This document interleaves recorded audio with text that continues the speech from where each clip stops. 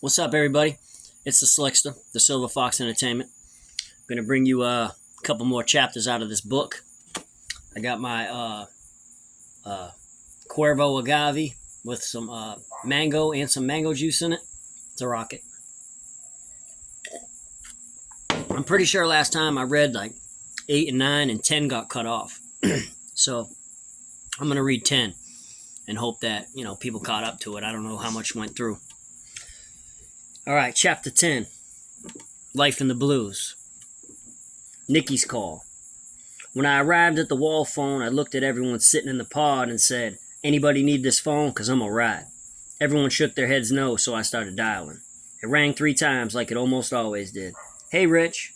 My ex-girlfriend Nikki's sweet and soft voice comes through the receiver, enters my ear, and goes straight to my heart. We'd been talking a lot lately. "Hey, Nikki." We always said each other's names when we spoke. It was our little way of flirting. "So, what were we talking about?" "You getting out of jail." "Jail? I'm in jail? Oh, shit, I forgot I was in here."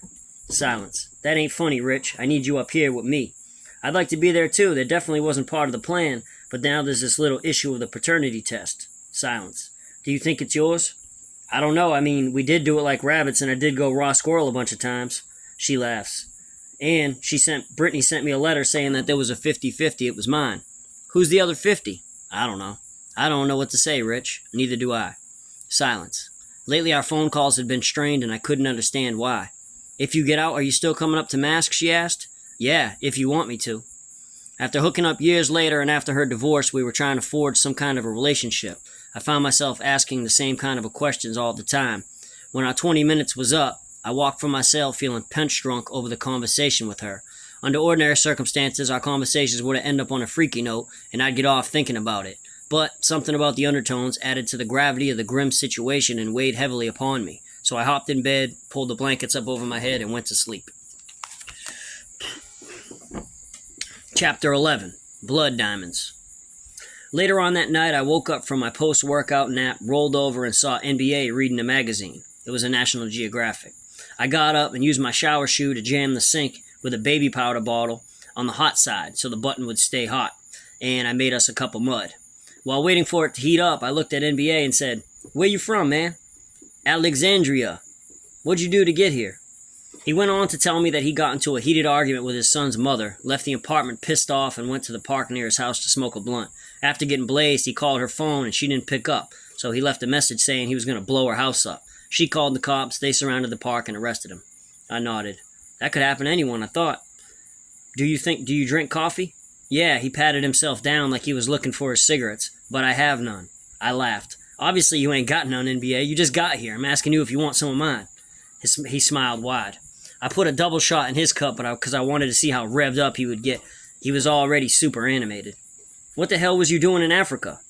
He told me that he was a child guerrilla for a small army. He said, "Just like them boys from Blood Diamond. I find out where the guerrillas keep their money. I sneak." He looked around like somebody might still be watching. "Steal this much." I'll never forget it. He held up and used his pointing finger and thumb as a measuring device to show me that he stole about 2 inches of money. 20,000 American. I take me mother, me brother, fly to America. He pulled on his t-shirt. Only clothes on back. NBA said that he walked straight through customs with the money in the pockets of his camouflage cargo shorts. They didn't know. We stayed up all night. I listened to him. He told me the story of his life. His voice was kind of intoxicated. It sounded like his words had to travel through water first. When I started to tell him why I was in jail, he interrupted me right off the top. "I know who you be. You crazy white boy." It still shocked me that everyone knew who I was. Fuck it. Better to die infamous than to die at no name, I guess. I'm already going to jail for it. A couple days later, 3 COs showed up at the pod's front door, pointed at me and mouthed, "Get dressed." NBA and I had been running in place for 30 minutes and we were dripping sweat.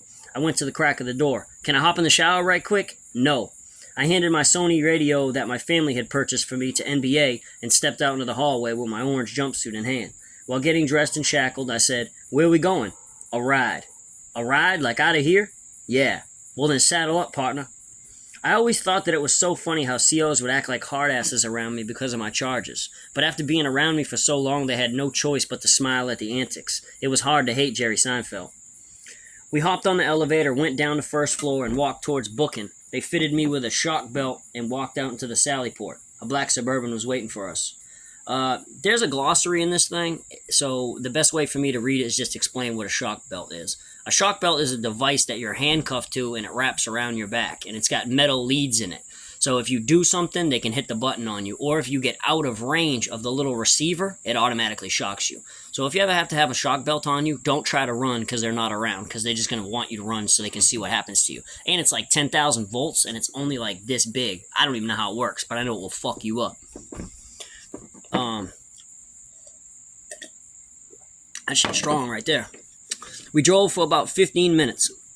I had no earthly idea I was until we pulled into Garfield substation, because I had already been there. Once again, I felt like a celebrity when they brought me in. All eyes were me again.